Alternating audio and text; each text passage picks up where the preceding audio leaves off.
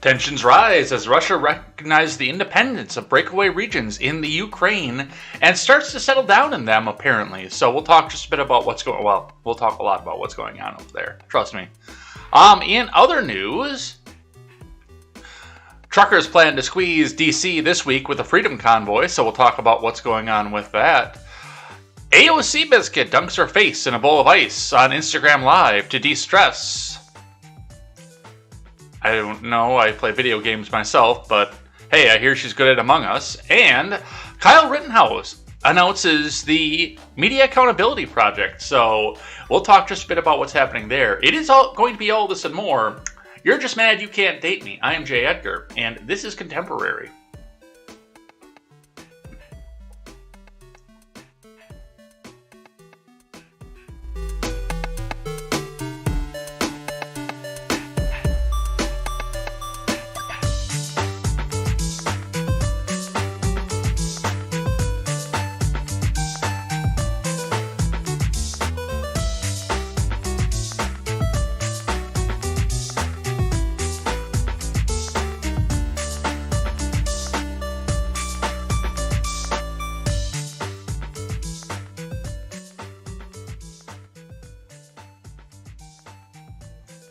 Good morning, Ed Heads. Welcome to Contemporary. My name is Jay Edgar, and we, as usual, have a bunch of stuff to get to today, including some stuff that came in overnight. That's a little bit of the reason that I am down and a little bit late right now is because, well, some more stuff broke overnight with the Ukraine stuff, and some things actually still archiving. I don't know if we'll actually get to it or it'll get done or not, because Kamala Harris got rightly ripped up and down while she was over in Germany for not being prepared for what's going on, and the U.S. administration got ripped up and down too. But of course, who's the article hosted by? Fox News. What is Fox News? Turn your ad blocker off or click here. And we're still going to autoplay, so I set that up archiving here. That is, by the way, let's see if we'll actually get to it. It's pretty down close to the bottom of the stack, but there are still 754 people waiting to get an article archived by archive.today. So we will see if that happens or not. We'll see if we get to read that. I'm sure it's going to be entertaining. So I really want to read this a lot, but we'll see what happens with that. So we're going to get started. We're going to get in on this, and we're going to get ready to go. But, oh, we got to pull the everything over here. But before we get started, guys, go check out turnsofpagesproductions.com. Turnsofpagesproductions.com. We're going to set up to be your one-stop shop for all of your news and commentary needs. And you can come over here and check out great shows such as The Daily Ignoramus, The Breakdown with Breckenhoff, The R-Rated Conservative, the new upcoming project with Britt and Sean Hickman, and the Porch Boys. You can check out all those podcasts over there. And new announcement here, even though I haven't made it public yet because I'm trying to make sure that I get my real name, my government name, scrubbed off the webpage here. But you can also help support us. Help raise money for Turn Some Pages, a campaign created by J. Edgar. The Give, Send, Go is Turn Some Pages 101 is the extension for it automatically. Before it goes to Twitter, I'm going to see if I can scrub my full government name off of it. But it is on there currently, so we will see where that goes here. There is currently nothing going on here. I did set up a 5% kickback to Turn Some Pages. I'm sorry, not Turn Some Pages Productions. I set up a 93% kickback to Turn Some Pages Productions. I set up or 95%. I set up a 5% kickback to Give, Send, Go because they were so based with the Canadian trucker thing. I want to make sure that they get paid, and they're also hosting a lot of this stuff for free at probably a loss. So 5% of whatever you donate will go back to Give, Send, Go outside of their regular fees and their processing stuff, the stuff that they get back from Stripe. But that is what's going on with that. You can go check that out. GiveSendGo.com/turnsofpages101. So go and check that out. That is going to be a good time. And let's get into the finance here. We'll start with the Dow. The Dow is still where it was yesterday because the markets were closed yesterday for President's Day. There was some shakeup in some of the Asian markets, some of the European markets, because they don't have President's Day in those two regions. So we'll probably talk a bit about what's going on there because our second finance article is talking about global stocks. But we are at 34,079.18 points. As of Friday, that was down 232.85 points, or 0.68%. The futures are not looking good, but they have come back. Like, they were 500 points down when I went to bed yesterday. It looks like they're a little bit closer. They're still down, but they're a little bit closer right now. So we'll see what happens and where that goes. Looking in at the Bitcoin, let's get a refresh because I did that last night. I know I did. Bitcoin is at $37,538 US dollars and 30 US cents per coin. So it's bringing back some of its losses. Some of the people who bought it while it was on sale are probably looking a little bit happy right now. I mean, you're not going to make a windfall off a $37,000 coin, but you probably make a little bit off of it, still coming back off that. So we'll see what happens with that. That is, by the way, up 515 US dollars and 30 US cents, or 1.39. And of course, always remember that the only way to truly be libertarian is to sell all of your assets and to go into Bitcoin. Disclaimer, this is not official financial advice. This is trolling into Twitter LP people who believe, or want you to believe, that Bitcoin is the only way to be completely independent and don't want you into hard assets. So I don't know, the hard assets are sitting there for them. I'm not sure what their MO is, but they keep trying to tell you to go into Bitcoin. Always consult your financial advisor first. But that's what we see off of that. Your hard metals. Hey, we're looking at war right now, so copper is up, including brass. Copper is up on the average, steel is up on the average, aluminum remains down on the average. Looking in at your individual plays, all of your copper plays are up currently. All of your steel plays are up currently. Aluminum is more mixed, with siding is down. Aluminum, copper, fin, radiators are down, radiators are up, cans are up now. Those were down before. Sheet aluminum is down, rims are up. Looking in individual plays, electric motors are down, ballasts are down, lead is up, batteries are down.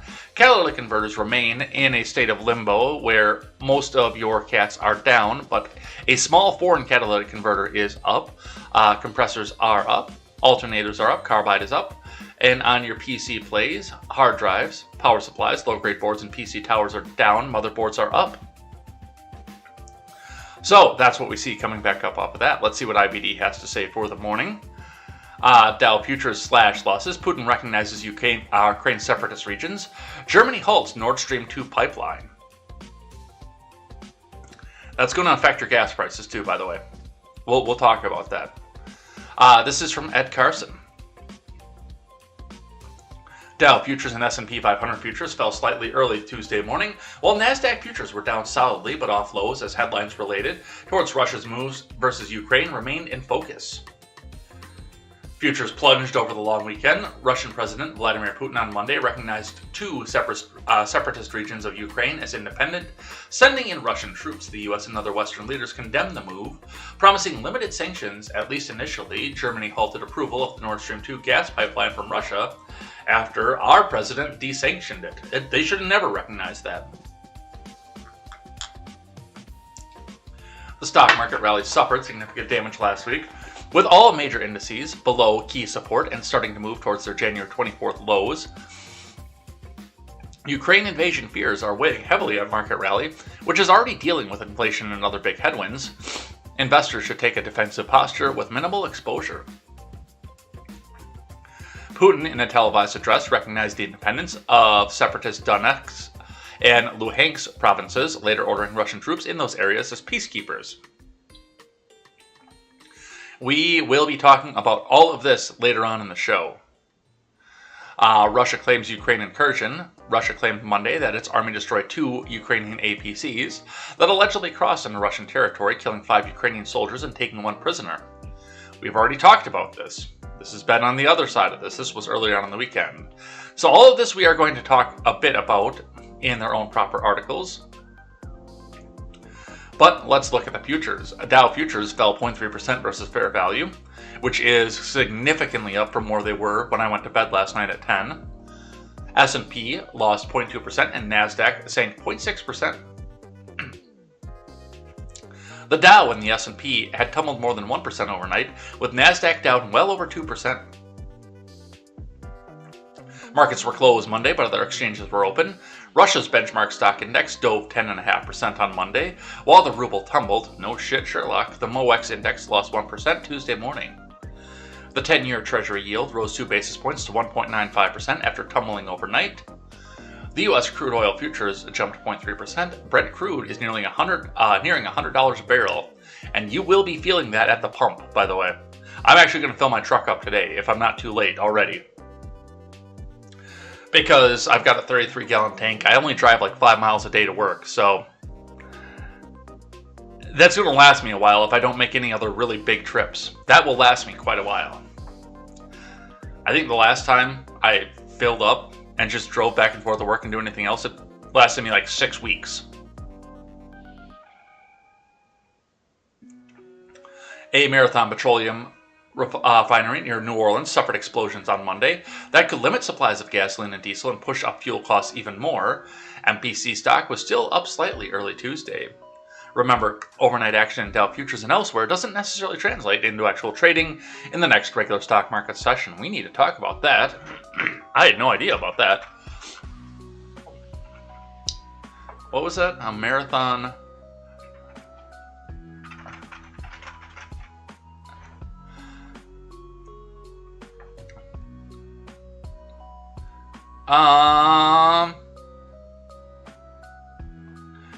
We'll put that towards the bottom of the show, because we got to talk about that.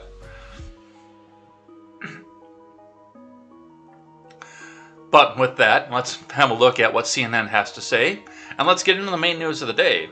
I didn't even realize that. I had not heard about the marathon explosion with all the Ukraine stuff, so we'll talk about that. CNN is our other finance article for the day, talking about global stocks. Global stocks slide as Putin orders troops into Ukraine. Oil prices near $100 a barrel. From Laura He and Rob McLean. Global markets tumbled and crude prices surged to $99 a barrel on Tuesday after Russia ordered troops into parts of the eastern Ukraine. European markets dropped in early trading. The FTSE 100 out of the UK dipped 0.4% in London, while France's CAC 40 shed 0.8%. Germany's DAX tumbled 1.4%. Is that Esri or Jadzia, though? Russian stocks dropped 6.9% after crashing more than 10% on Monday, and the ruble was weakened against the dollar for the 4th consecutive trading day. Yeah, Goldilocks is sitting over there in the chat right now, and she's probably... I mean, you're on the opposite end of Europe from all this stuff, but you get to hear a lot of this right in place as it's going on, so good luck, Goldilocks. Let's see. Japan's Nikkei 225 fell 1.7%, while China's Shanghai Composite dropped 1%. Hong Kong's Hang Seng fell 2.7%, its biggest daily loss in 5 months. Wall Street was also headed lower as traders returned from the holiday weekend. Dow futures dropped 1.4%. They have come back to 0.3% down, so S&P were down 1.3%, and NASDAQ futures shed 2.1%. Just like IBD said, they were down much, much more considerably overnight than they are now, so we will be talking about this in their own dedicated articles. Oil surges, escalating uncertainty about Ukraine was reflected by a spike in energy prices. U.S. crude futures jumped 5.4% to trade at $95.65 a barrel. Brent crude, the global benchmark, surged 3.8% to $99.17 per barrel. Russia is one of the world's biggest producers of oils because it's probably one of the world's biggest countries, contiguously. What does it span, like 7 time zones? I remember the description of Russia when I played Tom Clancy's Politica, an old PC game, way back when it was still new in the 90s. And, you know, in the instruction book that was in the jewel case, because you used to actually get games on a CD, imagine that all the way back then and there. In the jewel case for that, the description, they were giving the instructions and, you know, the storyline behind it. Russia is the world's biggest country, spanning into 2 continents, and I think it said 7 time zones is what Russia is in. So, of course, they can be one of the biggest producers of oil because they've got the biggest land, the most chance of drilling and striking oil out of any other country in the world. Investors fear the conflict in Ukraine could stop or limit the flow of Russian gas into Europe, making it much more expensive, and Germany didn't help that either, by the way, for people to heat and light their homes. In 2020, Russia accounted for 38% of the EU's natural gas imports, according to data agency Eurostat. I think it might be time to open up that Keystone pipeline again, because we've got people that are friendly to us that are looking for that gas. 11 time zones.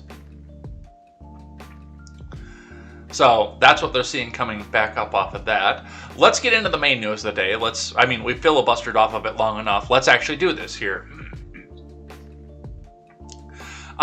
We are going to start with Kyiv's reaction to this, and then we'll get into some of the details of it.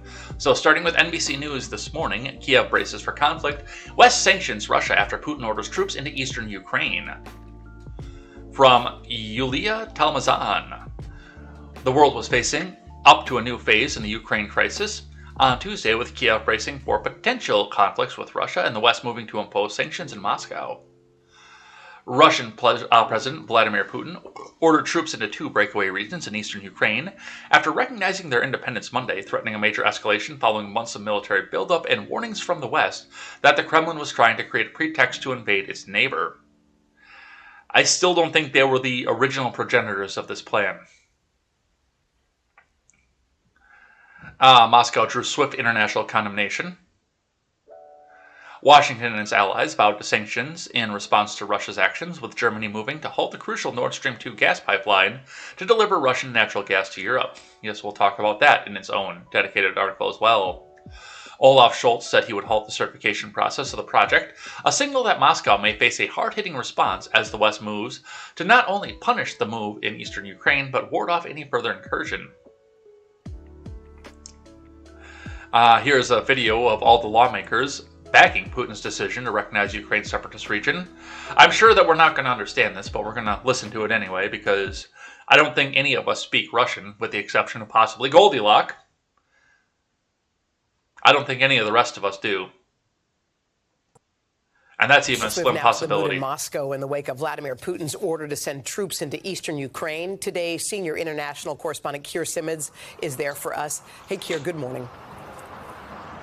Hoda, good morning to you. Here in Moscow, the Russian parliament, the Duma, just voted in favor of President Putin's... Okay, I thought we were actually going to be listening to the parliament, not Hoda Kotb and Keir Simmons. Never mind. 4 weeks, Ukraine's leaders have urged calm in the face of dire warnings that its allies are from the United States and its allies that an invasion was imminent. But in the wake of Putin's move, some are preparing for the worst. Kyiv's mayor, Vitaly Klitschko, said in a video message Tuesday that Russia had declared war on its neighbor. Not as far as I can tell. maybe tensing up and pushing onto a civil war in its neighbor, but I don't think they've declared war on their neighbor yet.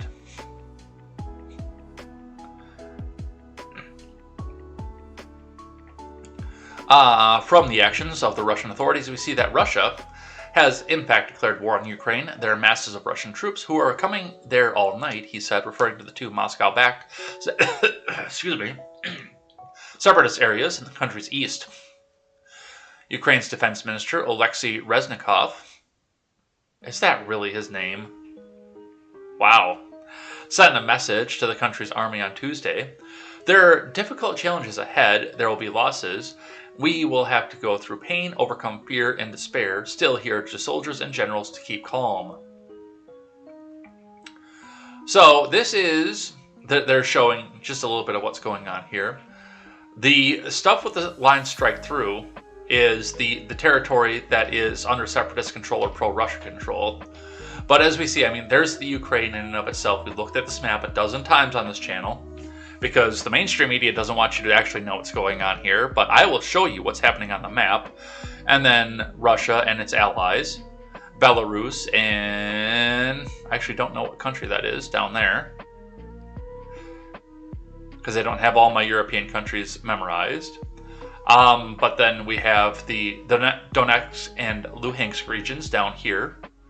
So this is the amount of land that we're fighting over, plus the Crimean Peninsula, which has, as far as I know, already been settled and it's not disputed anymore. This is officially Russian territory down here, but NBC is going to tell you it's still disputed because the propaganda machine is live and the presidency needs this war.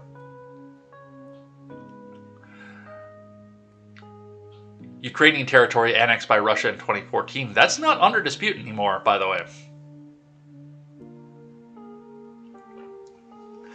Putin's actions late Monday came after days of escalation in the ongoing conflict between Kyiv's forces and Russian-backed separatists in Ukraine's east. Russian officials haven't yet acknowledged any troop deployments to the rebel-controlled regions, but officials there and beyond suggested troops had already moved in. Russian decrees of independence framed the troops as peacekeepers, which the U.S. ambassador to the UN, Linda Thomas-Greenfield, dismissed as nonsense. So a lot of stuff moving here. A lot of stuff is going to be in its own dedicated article as well. But yeah, Kyiv is sitting down there because, I mean, Kyiv is here and Russia allies are here. Right down in the middle, right down in the river valley here. So we'll continue to watch this and see where this goes. From the Daily Wire, Russia recognizes the independence of breakaway regions in the Ukraine.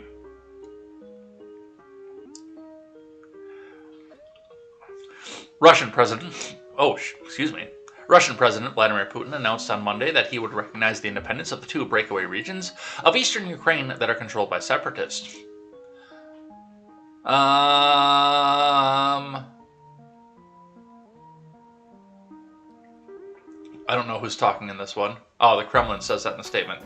Today, leadership of Donetsk People's Republic and Luhansk People's Republic received appeals to recognize their sovereignty in connection with military aggression of Ukrainian authorities, massive shelling of territory in Donbas as a result of what civilian population suffers, the Kremlin said in a statement. With all of this in mind, President of Russia said that he intended to sign corresponding decree in near future, and also plans to go after moose and squirrel. Putin said during a press conference, I deem it necessary to make decision that should have been made long ago to immediately recognize independence and sovereignty of Donetsk People's Republic and Luhansk People's Republic right before I annex them. Oops, he didn't say that part. The New York Times, a former newspaper, reported. Immediately after the speech, state television showed Mr. Putin at the Kremlin signing decrees recognizing the so-called Donetsk and Luhansk region of the People's Republics, which were created after Russia formed a separatist war in eastern Ukraine in 2014. Mr. Putin also signed friendship and mutual assistance treaties, raising the possibility that Russia could move some of the forces it has built up around Ukraine's borders into those territories. As for those who captured and is holding onto power in Kyiv, We demand they immediately cease military action, Putin said. If not, complete responsibility for possibility of continuation of bloodshed will be fully and wholly unconscious of regime and also Musin Squirrel, ruling territory of Ukraine. So yes, he's even coming out and saying that the Ukraine isn't even a sovereign country.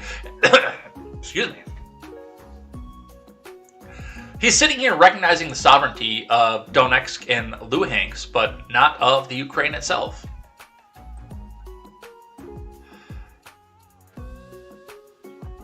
Let's listen. And of course, again, we'll be in Russian, but because he's on state TV. But let's listen. We'll at least take the tenor and tone away from it. In this regard, I deem it necessary to make a decision that should have been made long time ago, to immediately recognize the independence and sovereignty of Donetsk People's Republic and Lugansk People's Republic.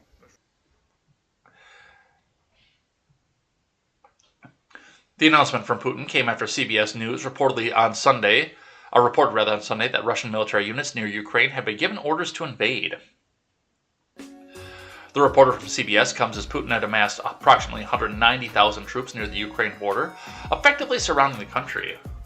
A U.S. official told reporters on Friday that 40 to 50% of the up to 190,000 Russian soldiers near Ukraine's border are now in attack position.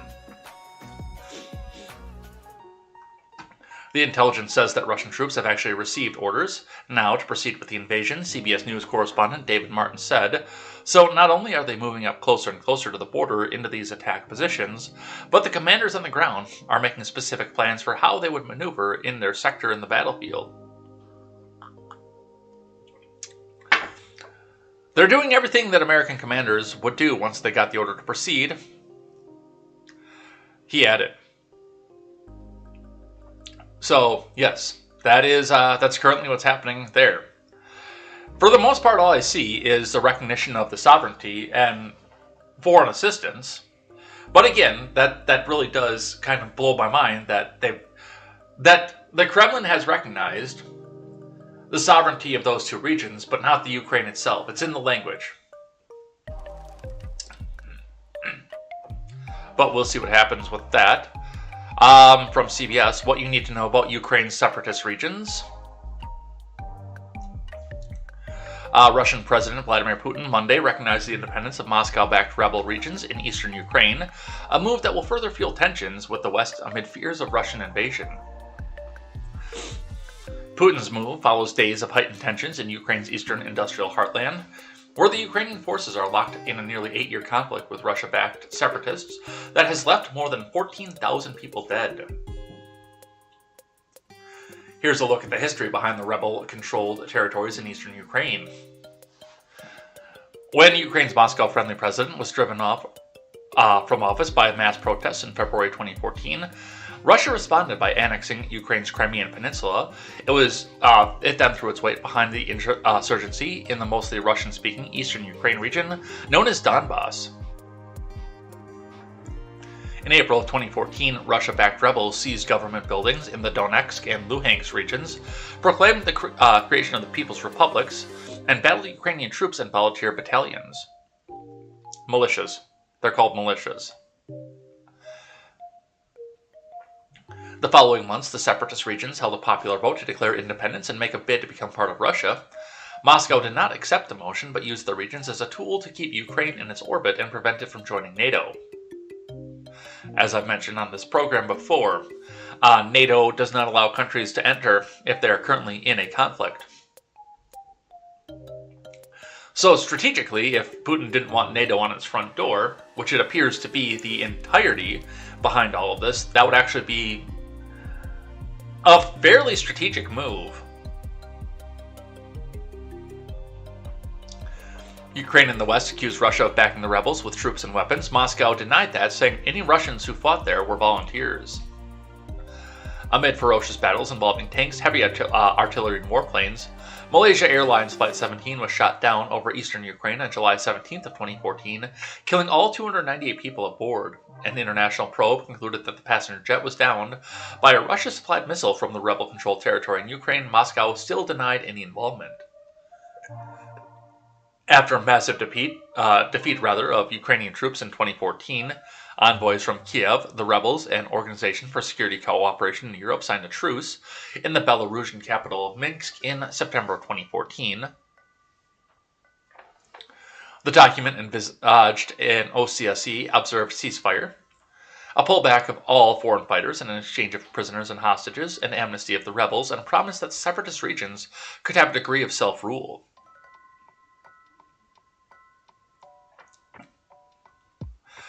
The deal quickly collapsed and large-scale fighting resumed, leading to another major defeat in Ukrainian forces at the Debaltseve in February of 2015.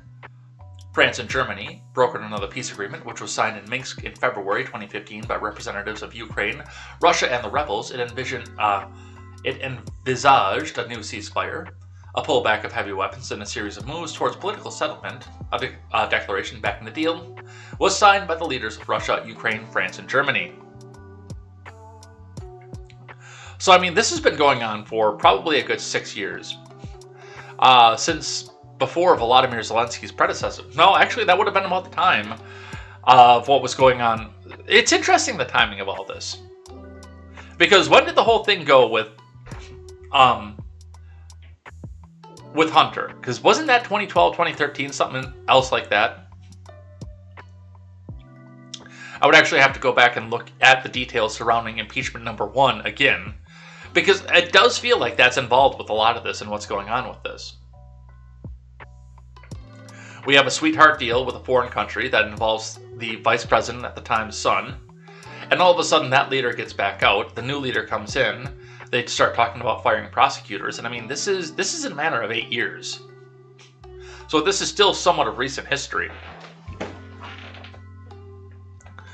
But this is what's going on with that. Let's grab one from Reuters. Let's see if that box is still done. Still 1500 in queue. I don't think we're going to get to read that one today. All right, from Reuters, EU warns of sanctions if Russia recognizes Ukraine's breakaway regions. So this is the before. Can't read that one because we didn't archive it. Let's grab one from Axios instead. Biden imposes sanctions over Putin's recognition of breakaway Ukraine regions. Let's bookmark that one for tomorrow.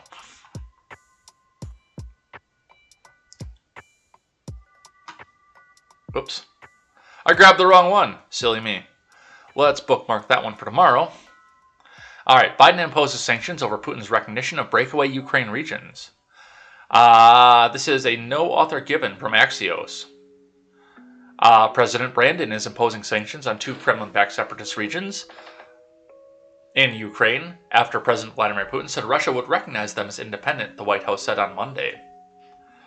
The US and EU denounced Putin's move, calling it a violation of international law.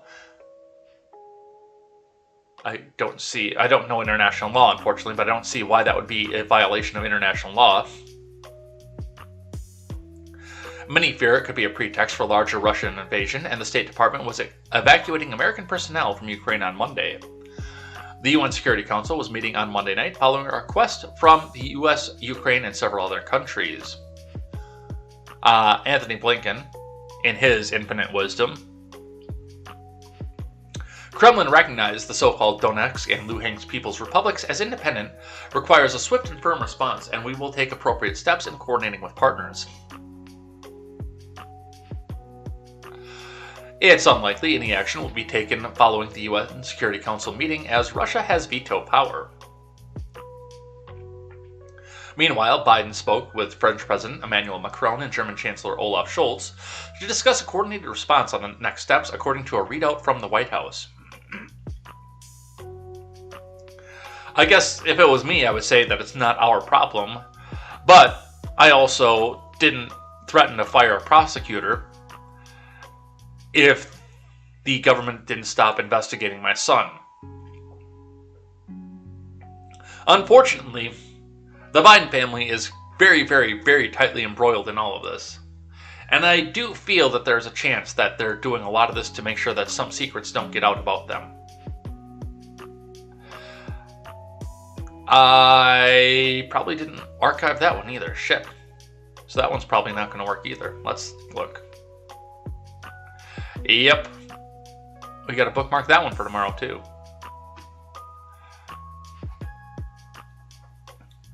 He also spoke with Volodymyr Zelensky, vowing to respond swiftly and decisively in lockstep with allies and partners to further Russian aggressions against the Ukraine, the statement added.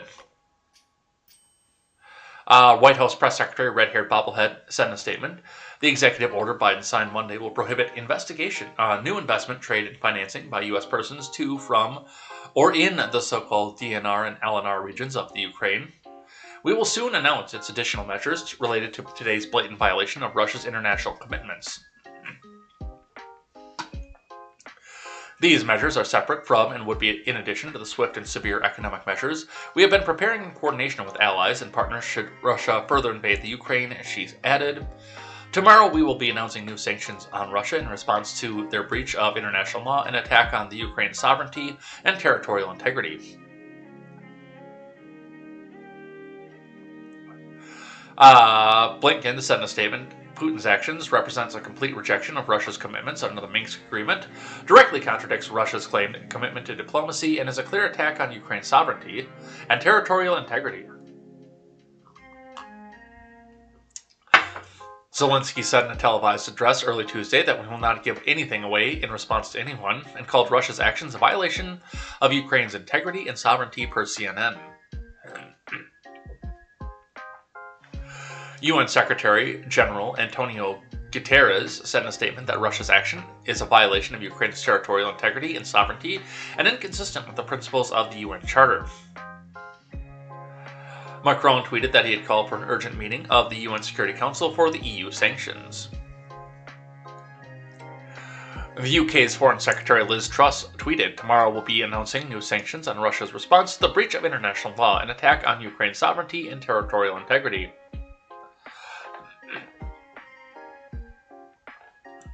UK Prime Minister Boris Johnson said at a press conference that Russia's move is plainly in breach of international law. It's a flagrant violation of the sovereignty and integrity of the Ukraine, and it's a repudiation of the Minsk process. So, and we go on and hear about foreign leaders coming back out here and saying this, plus with Biden imposing the sanctions, which again, if you want to do business with an entity, it shouldn't be up to the government whether you're allowed to do that or not. We could sit down and have that conversation forever, but it's never going to go anywhere because the government feels they need to be in on everybody's globalistic business because we can get our taxes. But yeah, I mean, other than the fact that, yes, the Biden family is very, very deeply embroiled with this whole thing, I don't see where any of this is our business, with the exception of our tangential attachment to the UN and NATO. We have those, and we have the contractual obligations to those two organizations. But this does not need to be a U.S. war. Let's grab one from CNBC. UK announces the first tranche of Russia's sanctions targets banks and wealthy individuals. From Sam Meredith. Let's listen to what they have to say here, because Helmut Croft is going to tell us about the RBC Capital Markets sanctions going off of this, so let's have a listen to that. Real briefly.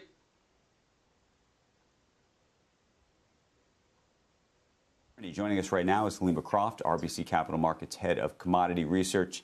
Halima, this has been something that had been threatened for quite some time. Now it appears to be made real. What's your impression of this? I mean, the Biden administration really wanted Chancellor Scholz to come out and basically say Nord Stream 2 would not go ahead if Russian troops crossed the border. Remember, Scholz wouldn't utter the word Nord Stream 2 when he was at the White House, but this is something that the White House has been pushing for. I think this is something that, congressional Republicans will be happy with because they were displeased when President Biden did not enforce the congressional sanctions in May on Nord Stream 2. So I think they'll take this as a win, but there is no gas going through Nord Stream 2 at the moment. There is Nord Stream 1 that is fully operational. So the question is, what real supplies are at risk at the moment? Nothing is physically at risk at the moment, but obviously, if we were to get, Russian troops marching on Kyiv, we could expect a situation where the West would impose very crippling sanctions, and the risk would be that Russia would weaponize their commodity exports. So look, we're Brent crude right now, 97.83, WTI 94.10. I hate to be short term about it, but you look out even 2 or 3 weeks here. Where do you think this goes at this point? I mean, I really think it depends a lot on where those troops go. If those troops remain in those 2 separate provinces, the sanctions impact will be more muted. But, there are a lot of U.S. officials, particularly in the intelligence community, that believe that Vladimir Putin wants to take Kyiv. And after his speech yesterday, you have to say that you would not want to bet against such.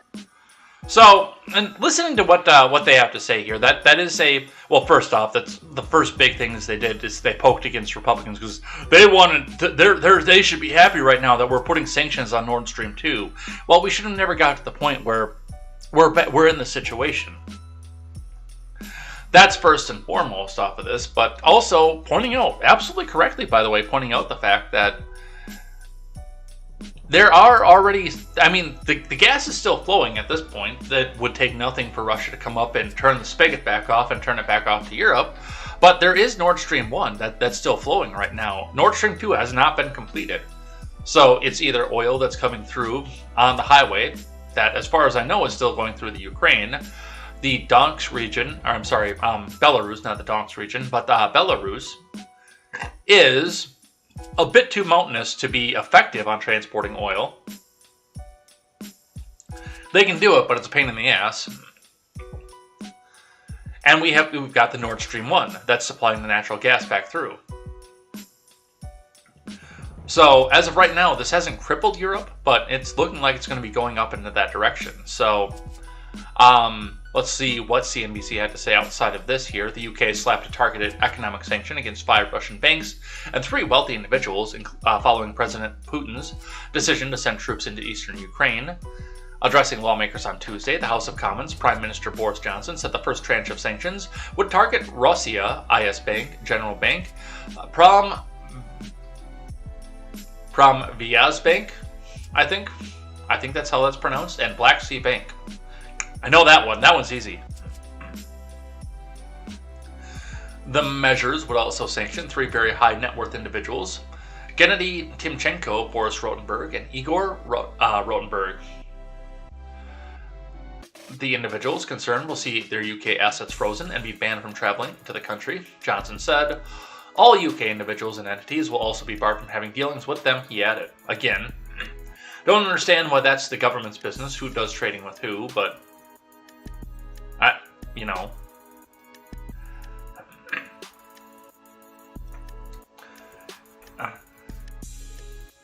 Johnson said the move to sanction Russia has arisen despite himself and several other world leaders giving Putin every opportunity to pursue his aims via diplomacy. We will not give up, Johnson said. We will continue to seek diplomatic solution until the last possible moment, but we have to face the possibility that none of our messages have been heeded and that Putin is implacably determined to go further in subjugating and tormenting the Ukraine. He added, "This is the first tranche, the first barrage of what we are prepared to do and hold further sanctions at the readiness to be deployed alongside the United States and the European Union if the situation escalates still further."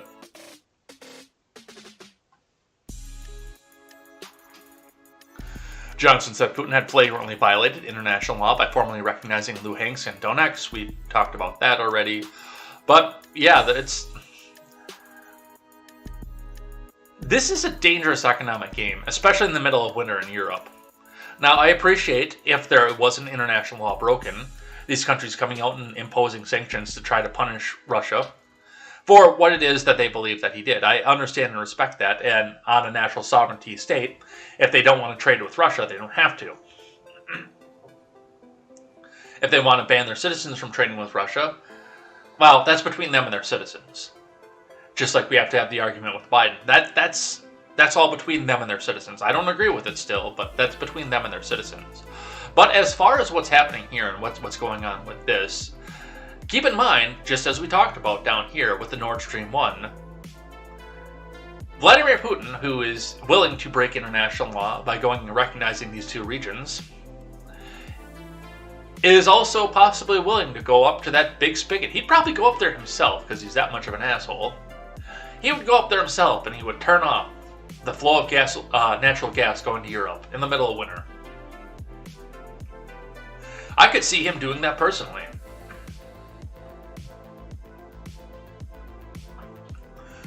But we will continue to watch that and see where that goes. From CNN, Germany halts certification of Russia's Nord Stream 2 pipeline, which is currently not finished and currently not flowing gas. The West showed Tuesday it was ready to target Russia's huge energy industry, even at the risk of hurting itself, after Moscow ordered troops into parts of eastern Ukraine. Germany said it was halting certification of Nord Stream 2's gas pipeline following Moscow's actions in eastern Ukraine on Monday. With regards to the latest developments, we need to reassess situation with also regard to Nord Stream 2. It sounds very technocratic, but it is the necessary administrative step in order to stop certification of the pipeline. That sounds more Russian than German. Chancellor Olaf Scholz said in Berlin, "I need to talk to more German people so I can get their accent back down." The 750-mile pipeline was completed in September, but has not yet received final certification from German regulators. Without that, the natural gas cannot flow through the Baltic Sea pipeline from Russia to Germany. The US, the UK, Ukraine, and several EU countries have opposed the pipeline since it was announced in 2015, warning the project would increase Moscow's influence in Europe. Nord Stream 2 could deliver 55 billion cubic meters of gas per year. That's more than 50% of Germany's annual consumption, and could be worth as much as $15 billion to Gazprom, the Russian state-owned company that controls the pipeline. So, this is where it comes from. This is where it goes out into the Baltic Sea. Doesn't look like it goes up into Scandinavia, that's the word I was looking for, but it comes down here and goes into Germany for alleged distribution to the rest of the EU. As Russia's biggest gas customer, Germany had tried to keep the Nord Stream 2 out of global politics, but Berlin found it ever harder to defend the project as allies debated how to punish Moscow should it order an invasion of the Ukraine. Russian President Vladimir Putin's decision to order troops into eastern Ukraine put the German government in a difficult position. U.S. officials made it clear that they would suspend Nord Stream 2 in the event of a Russian invasion. Once again, not sure why this is a U.S. problem, but apparently it is, without offering specifics on how that would be accomplished. Gazprom is the sole shareholder in Nord Stream 2, but 50% of the finance was provided by 5 European energy companies, including Wintershall and Uniper of Germany. The other 5 financial backers are Britain's Shell, Engie of France, and OMV of Austria.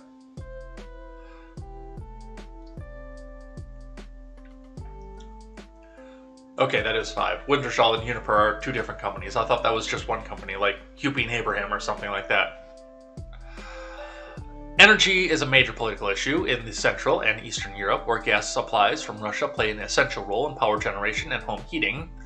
Natural gas prices have set a new record this winter in Europe, and a conflict in Ukraine could bring more pain to customers. Russia's supply of natural gas to Europe has been running well below last year's level, and Moscow could decide to choke them off further in response to Western sanctions. Like I said, Europe is playing a very dangerous political game, and a very dangerous economic game right now by putting these sanctions on here. Saying, hey, we're not going to play ball with you, and we're going to bar people from traveling to your country. Especially with our gas production still going, but severely reduced without the Keystone Pipeline. So, a lot of stuff to watch, a lot of stuff to see, and we'll continue to see where this goes. Let's grab one from our friends over at NPR. Talking about the troops coming in here, Putin orders peacekeeping troops to Ukraine after recognizing breakaway regions. And remember, it's not Russia's troops, it's our troops, comrade. Just like it's not your money, comrade, it's our money. So hit that donate button because NPR needs your money to continue to spread communist ideals and to continue to pay people like Laurel Wamsley to write these articles and spread the progressive ideals that will hold up this country and defeat the evil people who are both evil and orange and evil. So make sure it's not your money, comrade, it's our money. Hit that donate button Your taxpayer dollars are not enough. We will see what's written here on NPR, Never Printing Reality, National Progressive Radio. Let's see what they have to say.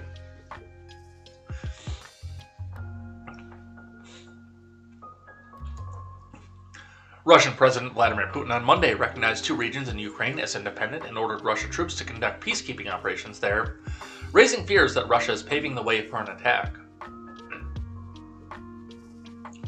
The Biden admin announced that the U.S. will respond with limited economic sanctions, with more to follow on Tuesday. International law. I thought this would be more focused on the troops. This is not. This is just more review of what we've already read. So, yeah, I thought this was going to be more focused on the deployments, the troops, and the patterns they were going there. So, we'll skip this one. Let's go to Politico. As Putin sends troops into Donbass, White House avoids the I word. Even though the mainstream media has not avoided that. This is from Paul McCleary and Andrew Desiderio. Vladimir Putin ordered troops into Luhansk and Donetsk. We know that. The troops will carry out peacekeeping functions in the 2 regions according to the order. As Russian armored columns were seen entering the 2 areas, it was clear that the order will immediately reconfigure the European Union's security landscape as capitals across the continent scramble to respond to the possibility that has long faced them, a large-scale invasion of Ukraine. This was a speech to the Russian people to justify war, a senior administration official told reporters on Monday. The official, who requested anonymity in order to discuss sensitive issues, wouldn't call the move an invasion, however, saying Russian troops moving into Donbass would not itself be a new step. Russia has set forces in Donbass for the past 8 years. Which is interesting, because Donbass is, for the most part, friendly to Russia, so it's an important distinction, as an invasion would trigger the sanctions on Russia and imperil diplomatic meetings that were set on the condition that Russia not invade the Ukraine. Still, the official said that they strongly suspect sanctions activity from the Brandon admin on Tuesday, saying in addition to the penalties that President Brandon has imposed by executive order on Monday night. The Brandon admin's posture was met with immediate pushback from Republicans on Capitol Hill, who argued that a full slate of sanctions should be triggered once Russian troops cross into Ukraine. They noted that this was the White House's own definition of invasion of the country. This is true. But also keep in mind what happens again,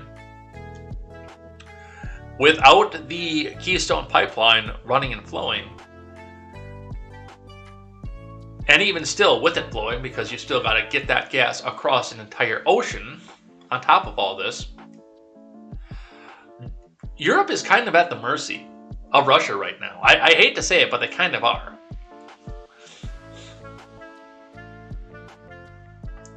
So throwing sanctions against them is probably not the best idea just yet. Yes, sit back, watch and observe, and make sure that they know that the sanctions are out there, ready to be used, but throwing them at this point is probably not the best idea in the world. Unless you're a neoconservative war hawk who just wants to go back to war because you're waiting for your buddies in Raytheon to come back and kick you back a bunch of stuff. But again, we should not be going over that. I mean, this is not our business, with the exception of, again, the tangential relationship between the UN and NATO, of which we supply large amounts of money to.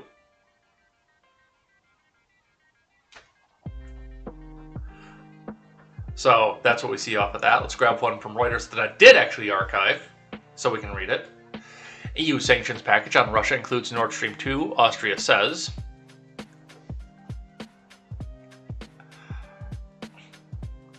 Yeah, we read about this one already. Let's grab another one from our friends at NPR. A little bit of a history lesson from them as well, but still, they need our money, comrades, so let's make sure that we get that to them. And hit that donate button, because they could sell those nuclear weapons and give more money to NPR to make sure that NPR can continue to spread the communist ideals. NPR, Never Printing Reality, National Progressive Radio. Why Ukraine gave up its nuclear weapons and what that means in an invasion by Russia. From Mary Louise Kelly and Kat Lonsdorf. 3 decades ago, the newly independent country of Ukraine was briefed by the third largest nuclear power in the world. Thousands of arms had been left on Ukrainian soil by Moscow after the collapse of the Soviet Union in 1991, but in the years that followed, Ukraine made the decision to completely denuclearize.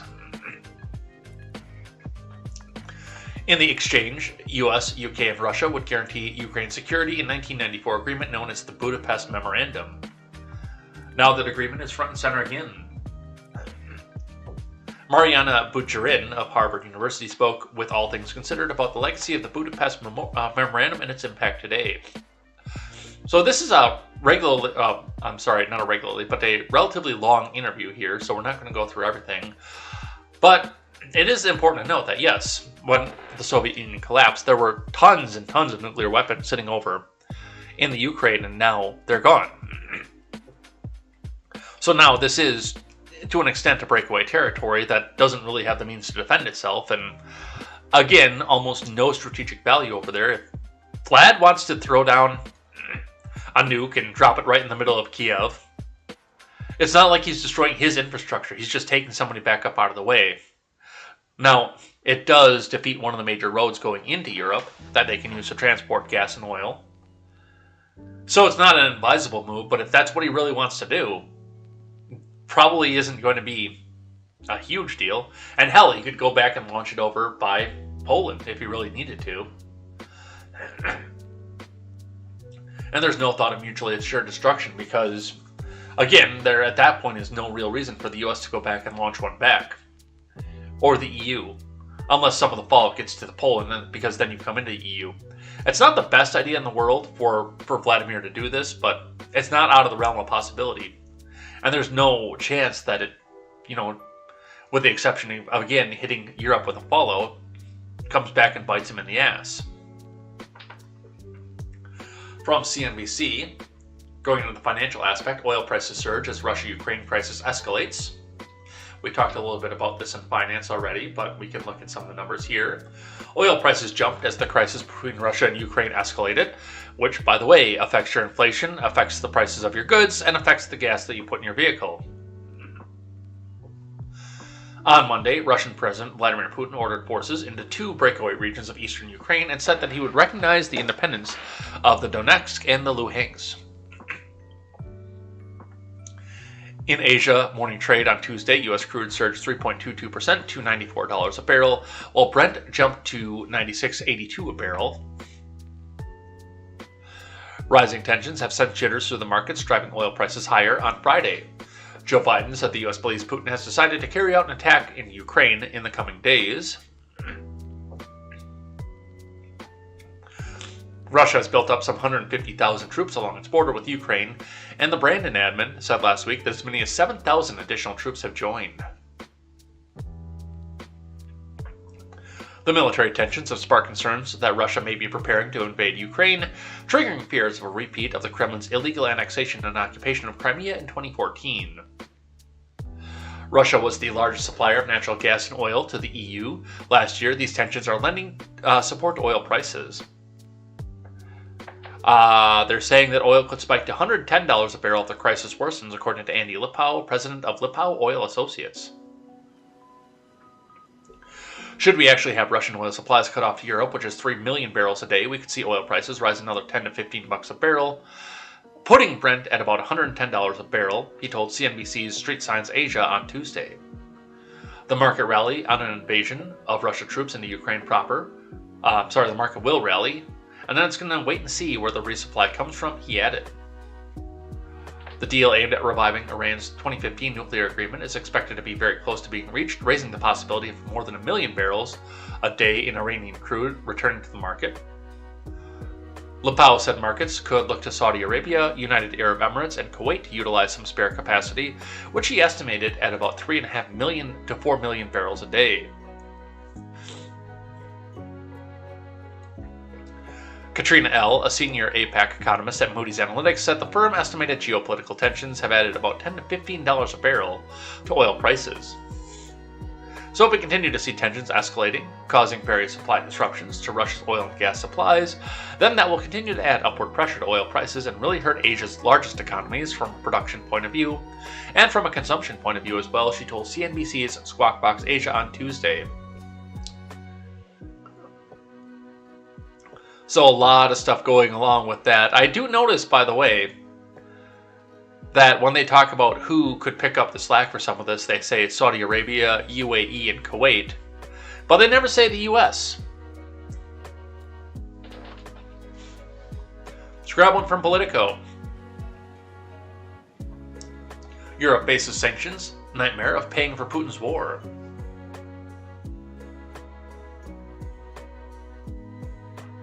From Sarah Ann Arup and America Hernandez. As the West weighs how to sanction Russian President Vladimir Putin over the escalation of conflict in Europe, runs a high risk of helping fund the Kremlin's war machine through payments for oil and gas. No one seems to have an easy way around that conundrum. In a public show of alignment with Washington, Europeans have been talking tough on sanctions against Russia, even before Putin sent peacekeepers into the east of the country Monday night. European Commission's President Ursula von der Leyen has vowed to cut Russia out of the international banking system, and the UK Prime Minister Boris Johnson said that Russian companies won't be able to conduct transactions in US dollars and British pounds. Imposing those financial sanctions could hit Putin hard, but EU's position is hazy when it comes to squeezing his all-important hydrocarbon revenues. Just like I said. I'm going to take that down just a bit. That's exactly what I just said earlier on. You're playing a dangerous game in the middle of winter with your energy costs and your heating costs. I mean, worst comes to worst, it gets super hot in Europe in the middle of summer, and you have to have brownouts because, you don't have the energy to do it anymore. But at least you're survivable there. But in the dead of winter, which should be coming to a close here pretty soon at least, but in the dead of winter with no way to go back and heat your houses if Russia decides to shut off Nord Stream 1 because he's pissed at you guys sanctioning him, what are you going to do? And I'm not telling Europe not to put sanctions out on these people. That is their relationship with Russia, not mine. I'm in the US. This doesn't, for the most part, affect me. But with that being said, you have to weigh your options and the options of your people very carefully at this point, because we can't pump oil out of the Keystone, put it on a truck, and put it on a ship, and ship it over to you instantly, like you can get out of the Nord Stream 1. And I guess if it was me, and I was European, and all of my NATO and UN people kept telling me that Russia's the enemy and the Cold War never really ended, I would have been figuring this out 5 years ago, 8 years ago, a decade ago. I would have had a backup plan in place already. Alright, and this one did not archive in time, so we'll probably talk about this a little bit more tomorrow. So with that, we're out of Politico Pro. Let's go talk a little bit about what's happening in the US with the trucker convoy. We'll start with a blaze today. U.S. truckers plan to squeeze D.C. this week with Freedom Convoy. From Christopher Pandolfo. Freedom Convoy protesters are expected to congregate in Washington, D.C. this week as U.S. truckers, opposed to President Brandon's federal vaccine mandate, seek to emulate their Canadian brethren. Yeah, that's the only thing I'm confused about right now is because there are no mandates. The Supreme Court shut them down. Anything that's mandated right now is either at a local level or having to do with whether it's health. There is no vaccine mandate for the truckers. They won this fight. And the only ones that are coming back here that actually have an issue, this I'm having a little bit of a problem with. Now, I do think that we need to redress grievances against the Biden admin for a lot of things right now, but to do it for a vaccine mandate that only exists for healthcare workers that work in Medicare facilities or Medicaid facilities, I feel like this glows a little bit. This doesn't feel quite right to me, and I've been thinking about that since KTZed pointed it out last night. This doesn't feel quite right to me. There's something missing that we're not seeing with this. And unless this is a generic protest of the Biden admin, which is deserved. Don't get me wrong, that's highly deserved right now. I think this is ill-timed and ill-advised. And this is coming from somebody who loves to see people protest against Democrats and Republicans and the government in general. I want to know where the trucks are from and which ones have federal agents in them.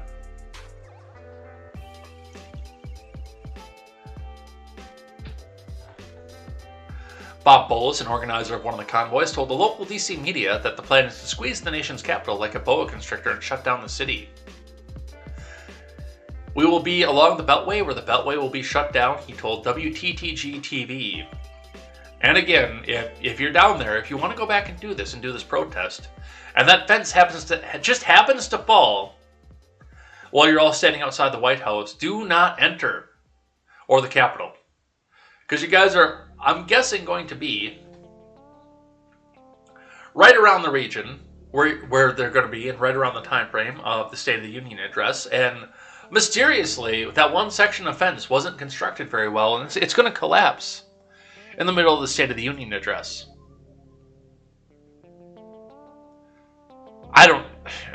There is something about this particular convoy that just doesn't feel right.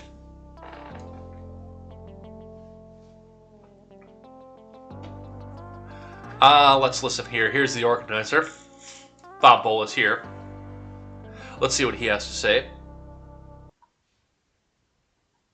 We intend to circle Washington, D.C., and basically, I'll give you an analogy of that of a giant boa constrictor that basically squeezes you, chokes you, and then swallows you, and that's what we're going to do to D.C. There's a lot of people that don't want that to happen and certainly want to be able to get to work, get to where they need to go, to have emergency services reach them in the event of an emergency. Do you understand the risks that you're putting in place by doing this? There'll be a lane open for emergency vehicles to be able to get in and get out and all that. We will not compromise anybody's safety or health one way or the other. As far as if they can't get to work, geez, that's too bad. How long They got a bunch of idiots in Washington. Pardon? How long will you be parked? I have no idea. So that's what they're doing with this, and I mean, it's just like when they occupied Lansing. They're going to leave a lane open so the emergency vehicles can get in, because I know that was one of the big arguments off of that, but I mean, still. There is no vaccine mandate here, and all the state mandates are falling. I don't know, guys.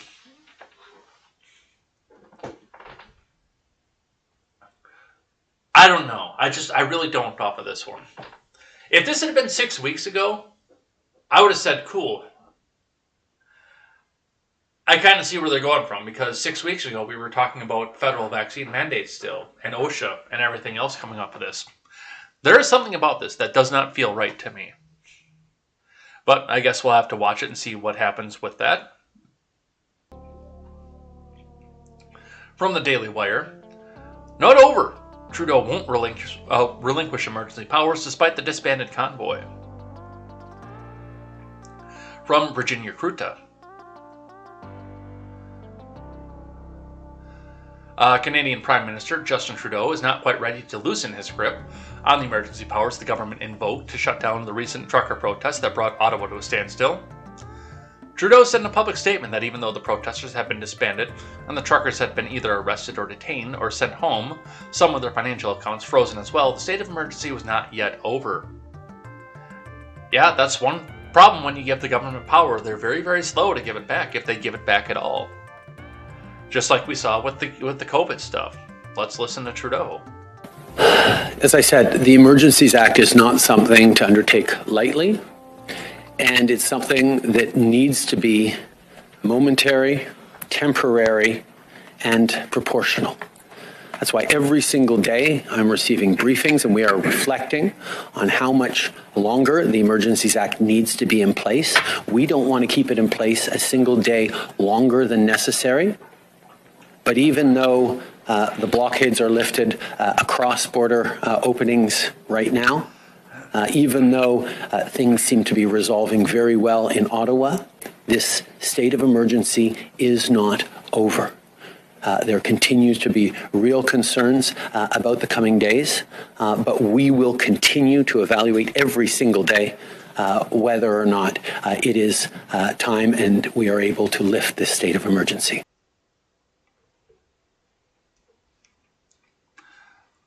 Yeah, that sounds like a drama teacher. Oh, well, you know, I was a drama kid in high school and I got bullied, eh? And now I've got the power to make the people pay. And I don't want to give that up just quite yet. So that's what we see off of that. Orwell, allegedly. I don't know. I've not seen this quote from Orwell before, but it does make sense, especially having read things like 1984. Lawrence Fox tweets out, I see that hashtag blackface Hitler is trending. Good. Tweeting with a quote from Orwell, all tyrannies rule through fraud and force, but once the fraud is exposed, they must rely exclusively on force. George Orwell. From Fox News, this one is archived.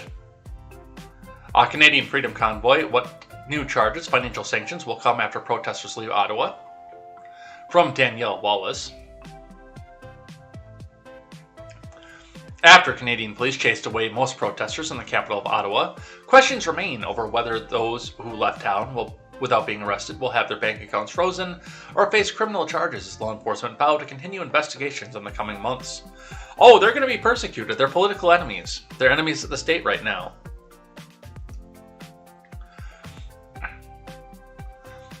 Ottawa police said Sunday that 191 people have been arrested during efforts to clear protesters from what authorities deemed to be a secure area of city blocks.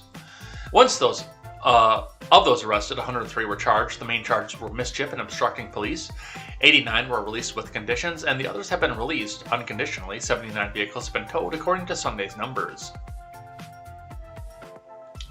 I'm representing the handful of people who are either in custody right now or have been released from custody, and then we're going to be representing them in court, David Amber, an Ottawa-based criminal lawyer, told Fox News Digital on Monday. They've been pursued by the government and accused of crimes or quasi-criminal offenses, and my job is to now come in here and defend them of those charges, and there's sort of a second category of people who might not have been charged with anything, but were mistreated by police in a way that was contrary to the code of conduct. And yeah, I mean, we've seen where people now are sitting out here. They were yanked out of their trucks. They've had their trucks gone through. The Canadian government is talking about nationalizing their vehicles to go pay for these excessive costs. Yeah, they need a lawyer, and they need one too.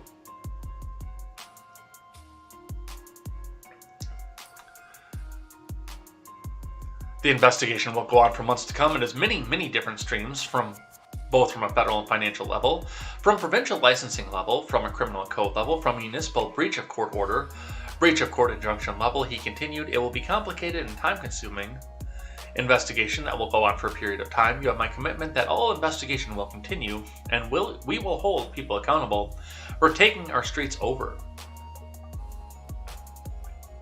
So it doesn't look like this is over quite yet, and I mean, it does look on the surface like they are going to be coming back and making people pay who just wanted to come out and say, hey, this is how I feel about your mandate. You can take your mandate and shove it up your ass.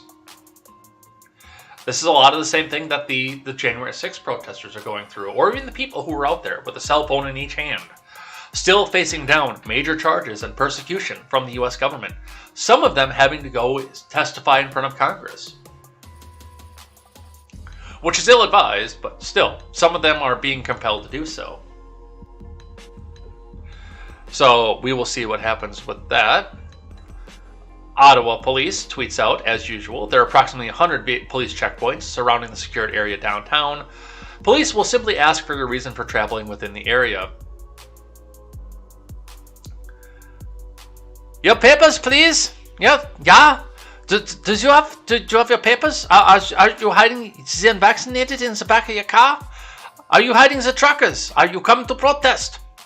Your papers, please. Yes, no, come with me. I have a nice summer camp for you to go to. Yeah.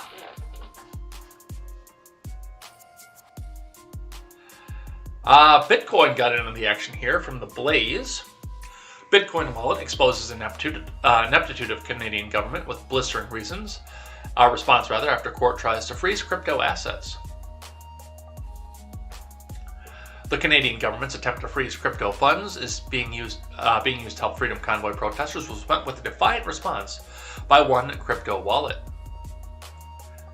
After invoking the Emergencies Act and Terrorist Financing Act last week, Canadian authorities began clamping down on finances related to Freedom Convoy protests. As part of the Canadian government's efforts, the Royal Canadian Mounted Police sent a letter to banks and crypto exchanges demanding that they cease facilitating any transactions with a list of 34 crypto addresses. Meanwhile, a judge on the Ontario Superior Court Justice signed a Mareva injunction to freeze crypto assets in more than 120 crypto addresses. Nunchuck is a self-custodial crypto wallet that safely stores Bitcoin and other cryptocurrencies. The company was ordered by a Mareva injunction to freeze all assets the Canadian government believes are connected to the Freedom Convoy protests and disclose user information. But the company refused. And not only did Nunchuck hit the Canadian government with a blistering response, but the company highlighted that, in fact, the order demonstrates the Canadian government does not understand how crypto works. Except Bitcoin, because they can find that pretty quickly. Nunchuck is a self-custodial, collaborative, multi-sig Bitcoin wallet. We are a software provider, not a custodial financial intermediary. The response began, our software is free to use. It allows people to eliminate single points of failure and store Bitcoin in the safest way possible while preserving privacy. Because the company does not collect any use identification information beyond email addresses, or hold any keys related to the actual crypto assets of Nunchuck users.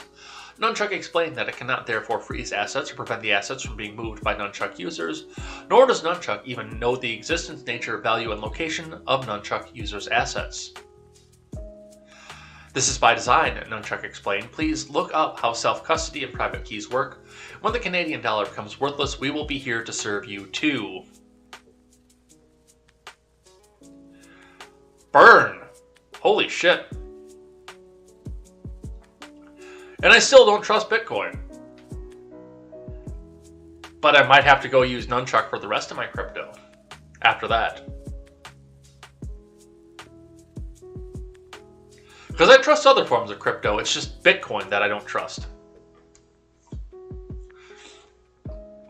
From the Daily Wire, holy shit, we're up on time. Exclusive poll, majority of Democrats back Trudeau's crackdown, freezing bank accounts of truckers. I bet you they just said something different about BLM protesters. From Tim Pierce. A majority of likely Democrat voters support Justin Trudeau's use of emergency powers last week to crack down on Freedom Convoy protesters. A new poll from Trafalgar Group and a Convention of States Action and provided exclusively to the Daily Wire shows that 55% of likely general election voters disapprove of Trudeau's handling of the protesters, 35% approve of Trudeau's heavy-handed tactics, and 10% said they were unaware of what was happening north of the U.S. border. Trafalgar surveyed 1,080 likely general election voters from February 18 to 20 after Trudeau brought federal, provincial, and local law enforcement in Ottawa to forcibly clear out hundreds of protesters and dozens of vehicles from Parliament Hill and surrounding areas. The poll's margin of error is 3%. Democrats overwhelmingly favor Trudeau's response with 65% approval to 70% disapproval. Republican responses were weighted even more heavily against Trudeau, however, with 87% of likely GOP voters disapproving to just 8%. Approving, respondents said they did not belong to either one of the two main parties cut against Trudeau's crackdown, with 74% disapproving versus 21% approving. And yes, this is all political, and this is all team sports at this point.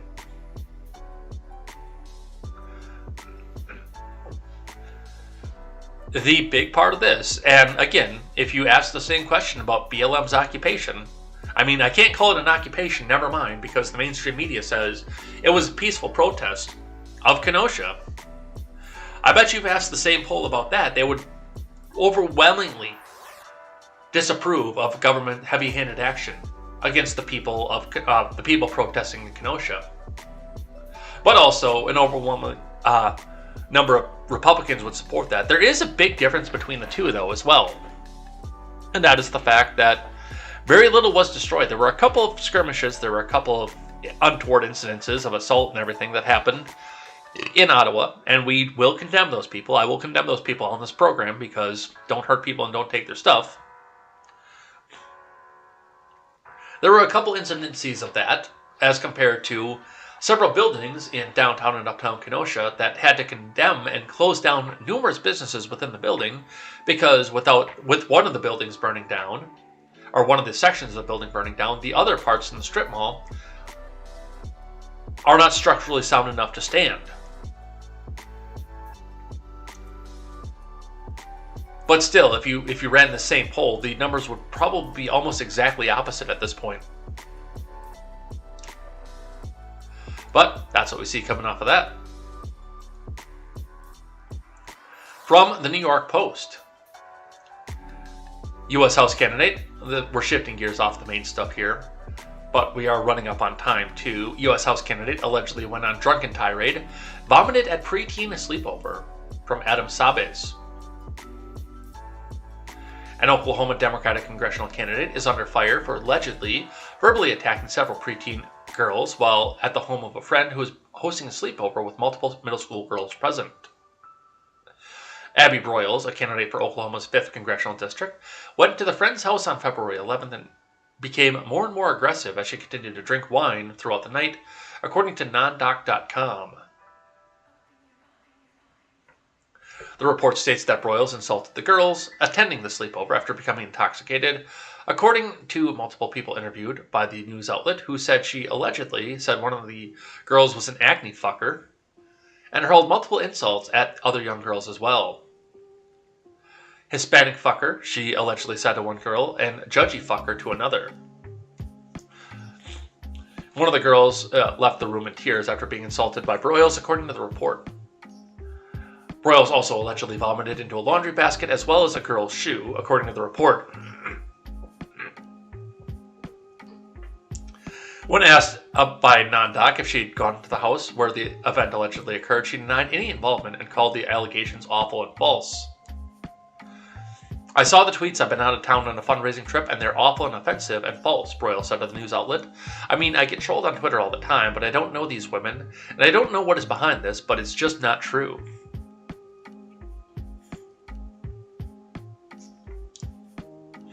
Broyles said the allegations could have been cooked up and suggested that the 12 and 13-year-old girls' mothers were using the allegations as a political attack against her. I'm running for office. You don't think this is a political attack? You don't think this is something they cooked up? Broyles said. Broyles also threatened to sue NonDoc, according to the report. Yeah. Once you came out and said, I'm probably going to go back and sue the company that leaked this all back out, I start to question whether or not you're actually innocent or guilty. As far as what's going on with this, I mean, there are a lot of things to look at. There are a lot of things to go with this. Why you would even, especially if you're in the process of running for office, be in a position where this could be brought up at all is beyond me. But that's what they have going on with that, and we will see if Abby Broyles actually comes. What district is she in? Oklahoma 5th. Let's have a look at what Abby Broyles is on Ballotopedia.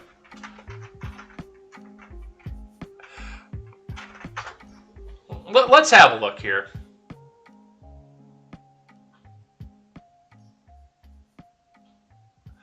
Ballotopedia. Abby Broyles, Democratic Party, is running for election to the U.S. House of Representatives in Oklahoma's 5th congressional district. She declared candidacy for the Democratic primary scheduled on June 28, 2022. She's an Oklahoma City Democrat. Now, was she out on a campaign trip that day? I don't know. Was she actually there? Did she actually do this? I don't know. The allegations are there. I'm sure that Oklahoma is looking into this right now, and the Oklahoma Democratic Party is looking into this right now, but we will see where that goes and what happens with that. All right, what else do we? What can we finish up here with? Because it is 9, and we've got to do Twitter trending. From the Daily Wire, AOC biscuit dunks her face in a bowl of ice water on Instagram Live to de-stress. From Amanda Prestigiacomo. The Honorable and Venerable Representative Alexandria Ocasio-Chavez de-Twitch on Monday twice dunked her face in a bowl of ice water on Instagram Live, hoping to de-stress. Please, please, please, please. Yes, we have video. We can watch this stupidity.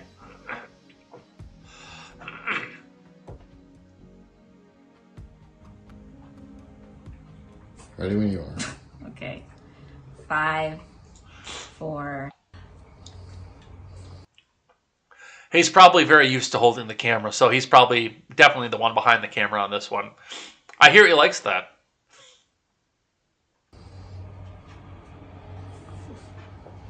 Good job, good job.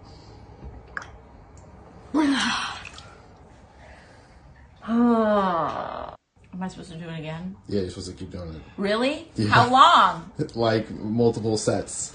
Okay. Go for as long as you can. 3, 2, 1.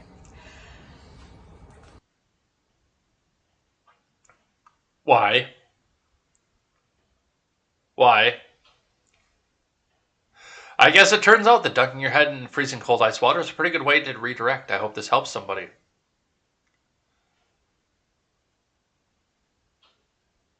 Yeah, I don't know.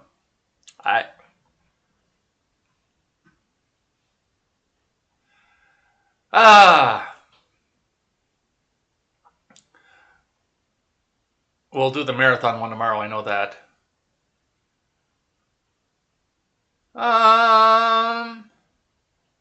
Let's do this one, because this one's general interest. I like this one.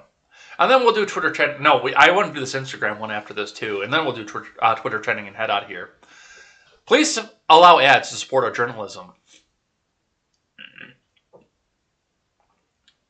Tulsi Gabbard to speak at CPAC.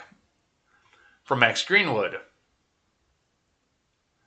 Former Rep. Tulsi Gabbard is set to speak at the Conservative Political Action Conference this week. The chair of the group that organizes the gathering announced on Monday. Gabbard, who once sought the 2020 Democratic presidential nomination, will address the annual conference's Ronald Reagan dinner on Saturday night. Conservative media personality Glenn Beck is set to give the keynote address during the dinner. Gabbard's scheduled appearance at CPAC, a gathering of conservative activists and elected officials, is unusual for a Democrat, though it won't be the first time she's wrinkled her own party. The former Hawaii Congresswoman has repeatedly criticized members of her own party, most recently President Brandon, whom she accused earlier this month of unnecessarily escalating tensions with Moscow amid a possible Russian invasion of the Ukraine. CPAC is set to begin on Thursday in Orlando. Among other speakers scheduled to address the conference are former President Trump, Florida Governor Ron DeSantis, and former Secretary of State Mike Pompeo, all three of whom are seen as potential contenders for the 2024 Republican presidential nomination. Don't hitch your wagons to this woman. Now, yes, I understand she has the right stances on war. That's why the LP loves her so much. I understand that she has the right answers and the right decisions on whether or not we should be in war in Europe or not, and the corruption in the current Democrat Party. It was entertaining, to say the least, to see her sink her claws into Kamala Harris. I wish I could watch that over and over on a loop, because it was goddamn hilarious, and we need more of that in our political discourse. But she is still a fiscal communist, and she is still as anti-gun as the day is long.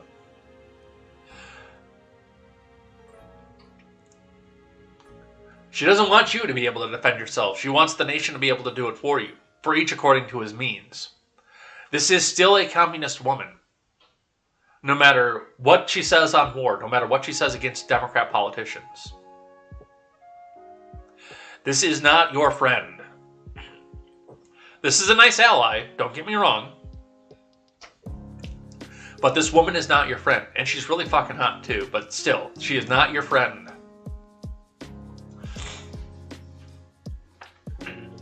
All right, before we do Twitter trending, I want to do one more here, a video that came out on Instagram that I caught last night as we were going. This comes from Kyle Rittenhouse's official Instagram, by the way.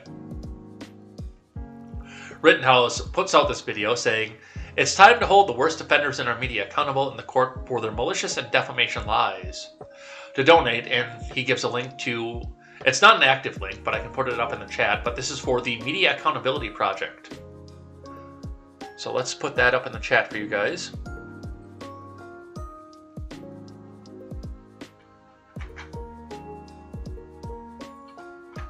There we go.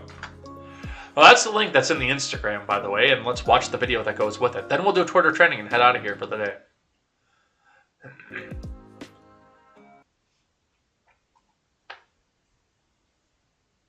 Entity on There we go.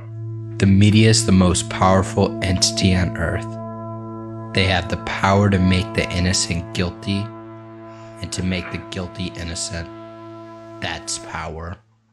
That white supremacist 17-year-old Kyle Rittenhouse. A 17-year-old vigilante, arguably a domestic terrorist. Kyle Rittenhouse, a militiaman wannabe. President Joe Biden, who used a picture of Kyle Rittenhouse as a white supremacist. Is absolutely white supremacy. You're innocent, but do you feel vindicated? I feel like justice was served. Right. There's going to be some accountability coming. White supremacist trial. The glowing eyes was kind of cringe, I'm not going to lie. Especially when it's coming from his own account. Like, if it was somebody else putting up there, like a fan of Rittenhouse, I'd be less concerned with it, but the glowing eyes was a little bit cringe, I'm sorry. You've got Rittenhouse. Hate, disrespect, and intolerance. Point of fact, the only bigot on the scene appears to have been Joseph Rosenbaum, the child rapist. And yet it's Kyle Rittenhouse who Joe Biden accused of being a white supremacist on the basis of no evidence whatsoever. And let's hope at some point he gets sued for that. Who will be held accountable? You are the enemy of the people.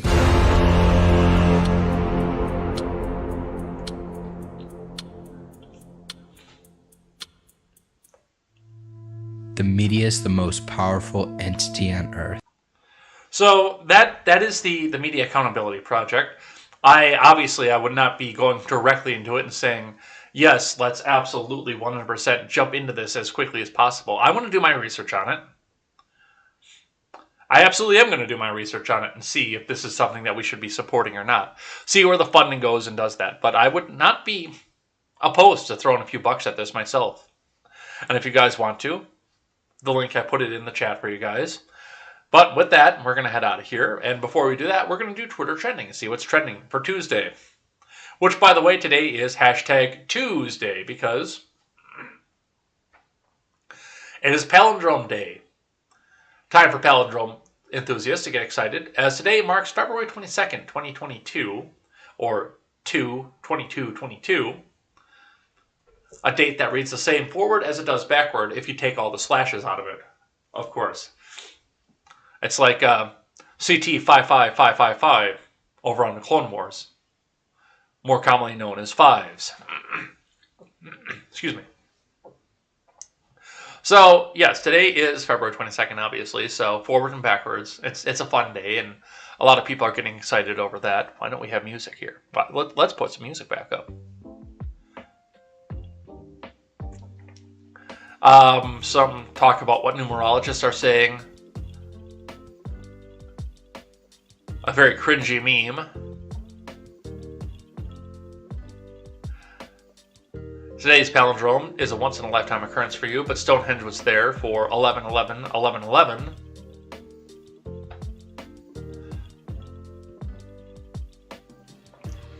Today is 22/2/22 in European ways. This afternoon it'll be 2/22 on 22/2/22. This evening it will be 22/22 on 22/2/22. So that's nice. Yes, at 10:22, it'll be 22/22 at 22/2/22 or 2/22/22 if you know how to read dates in a proper fashion. So yes, today is Tuesday, and it happens to fall on a Tuesday as well. So that's what we see coming off of that. The next one is Slack. Slack is trending. Slack is apparently down. I've used Slack a little bit, but most of the people that I know that had Slack have switched themselves over to Discord. So, I mean, I've used it a little bit. It seems to work. A flower in the vase in the past. Me trying to send messages to my workplace when Slack is down. Yeah, people have been pointing that out and noticing that too in the Dilemma video from Nelly back in the day, back when I was in college in 2003, I think is when that came out. They were sending a message via Microsoft Excel, and I don't know why.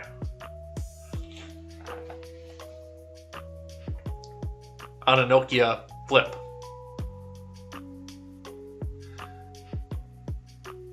So Slack is down. Venmo me, hashtag. Hey, I don't have Venmo, but if you want to PayPal me.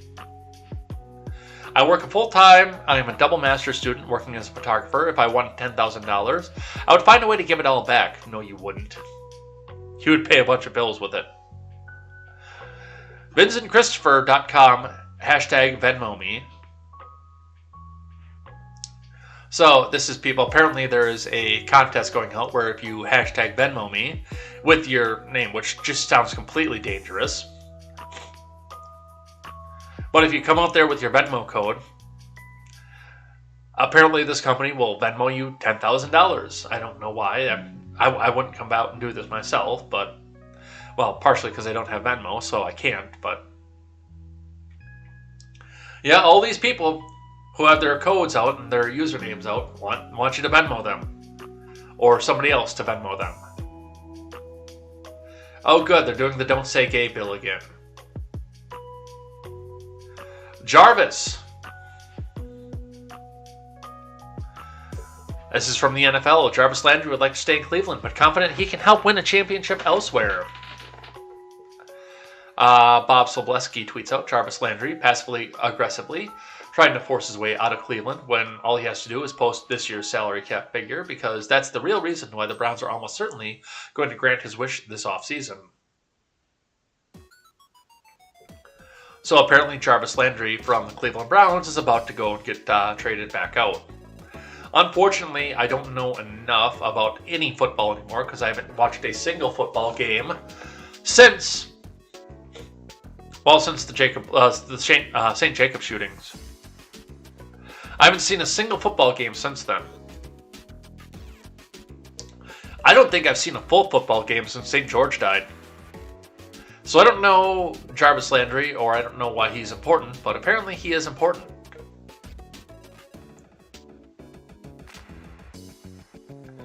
Alright. And the last one, Wordle 248. I looked into Wordle. I kind of understand how it goes. Maybe if they gave a clue, I'd probably play it. But it's just, without a clue, I don't even know where I would want to start. But Express Technology says the Wordle multiverse is real. Here are the top variants to try out. People who got the Wordle in 2 on 2/22/22. You're a wizard, apparently. In 3. That's what it should be. Why is everyone just giving the word away today? World 248. Apparently it's cunts. Doing lots of Wordle idiot blocking today. There's a certain demographic that feels the need to stroke its ego by giving away the answer. Good job. I do Wordle before I look at Twitter. With a WTF. Absolute fluke, but I'll take it. Badger says, what are the chances I got all the letters in the wrong order? So, that's what we see coming back up out of that. And again, I've never played Wordle. I've never tried it, but I've looked at it at least.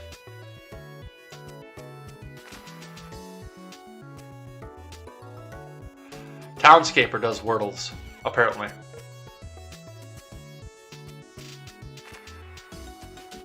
I don't know. We'll see what happens off of that. But that's it. We're done. We're out of here. We'll catch some of the rest of this here tomorrow. And we'll see what happens with that.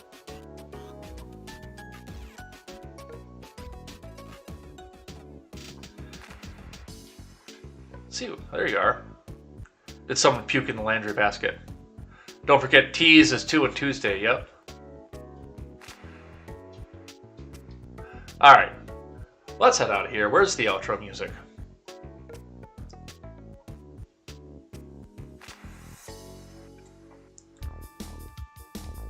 All right, so that's it for the news for the day here. We'll be catching back up tomorrow with more news. Probably a lot more Russian news. That's probably going to be the deciding factor in most of our news shows coming up here for the next probably at least 6 weeks.